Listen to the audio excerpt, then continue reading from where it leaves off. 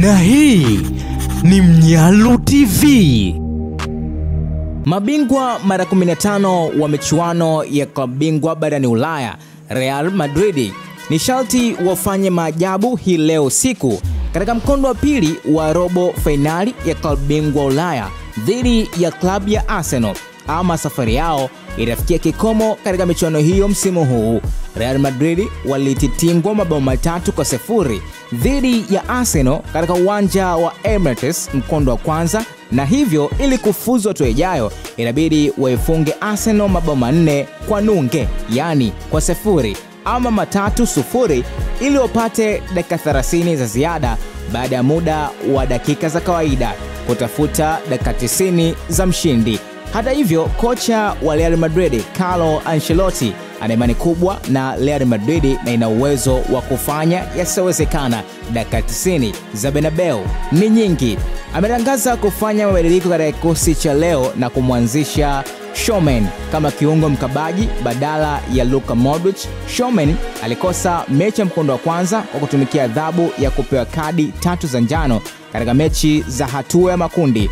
Tuna kikosi imara chenye uwezo wa kubadilisha matokeo. Tuna wachezaji wenye tabrija na tuna mashabiki sugu waliozoea hali hii. Ni wakati wa kudhihirisha weledi wetu. Uwanja huu wa Bernabeu una maajabu na kila mmoja anajua tunachoweza kukifanya, alisema kocha wa Real Madrid Carlo Ancelotti. Kiungo wa Real Madrid Jude Bellingham anasema azma yao ni kuhakikisha na kuandika historia katika klabu hiyo ya Real Madrid.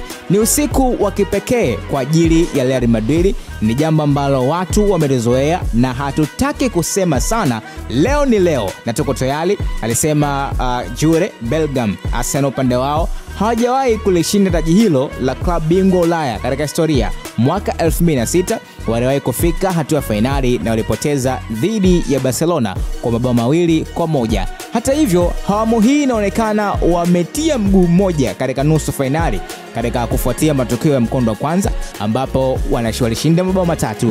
Mabao 2 ya free kick yaliyopachikwa wavuni na Declan Rice pamoja na bao la Mikel Merino yanawatosha kufuzu bila tashwishi yoyote, lakini wanatakiwa kuwa makini katika safu yao ya ulinzi ili wasiruhusu kufungwa. Isitoshe, katika historia Arsenal pia haijawahi kufungwa na Real Madrid katika michuano ya Ulaya na haijawahi kufungwa hata goli moja katika mechi 3 walizokutana. Mfukuzi wa Mikel Arteta, mkufunzi wa klabu ya Arsenal, amekataa kuwapa shinikizo wachezaji wake, akiwataka kufurahia mechi hiyo kama walivyofanya msimu mzima. Tunatakiwa kuwa makini kisaikolojia.